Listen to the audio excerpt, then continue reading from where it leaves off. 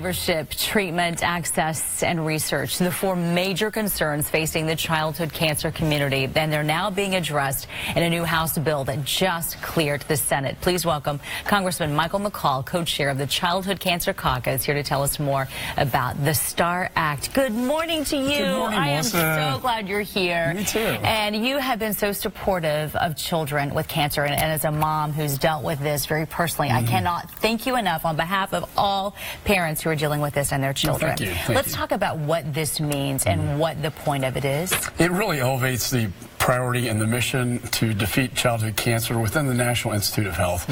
It also allows doctors to share data registries about patients, about survivors. As you know, survivors, when the cancer is cured, there are many issues that still remain throughout their lifetime. And we've taken basically a World War I chemical agent, chemo, and injected it into their body to kill the cancer before it kills you. And so the problem is there are long-term survivorship issues. With each of the patients, and it also gives access for research, biospecimen repository, so that we can do more research on these rare forms of childhood cancers that are out there. This is the most comprehensive childhood cancer ever passed by the United States Congress. I chair the Childhood Cancer Caucus to raise awareness in Congress about this #1 killer of our children. So I was very pleased that we got this done. Yeah, it's a big deal because childhood cancer is the least funded of them all, which is so frustrating for anyone who's ever been through it, especially rare cases. I mean, so many times pharmaceutical companies say they just can't afford to offer a treatment for just a few kids. Well, a child's life is a child's life. Tell that to a parent who has no hope. I mean, this is going to make a difference for those folks. And it will. And why aren't we prioritizing our children who have their whole life in front of them as opposed to adults? And adults deserve funding as well.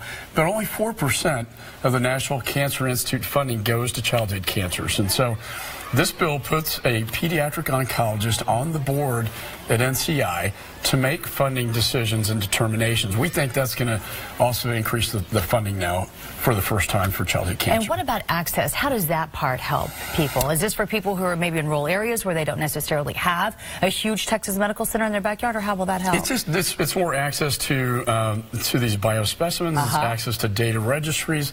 It's kind of like, you know, after 9/11 we found out, gee, we didn't connect the dots, we weren't sharing information. Right. Well, the doctors don't share information about childhood cancer with their patients or survivors. So this allows the doctors now to put the dots together, to share information about their patients with each other, whether they're the disease itself or their survivorship issue. And I think it's going to make a big difference. Well, thank you for leading the way through all of this. We are so proud of you. And I really cannot thank you enough. Congressman McCaul, appreciate you. Thank you. More than you'll ever know. I'm so glad your son's doing so well. Thank you. Really appreciate that. Thank you. We'll be right back.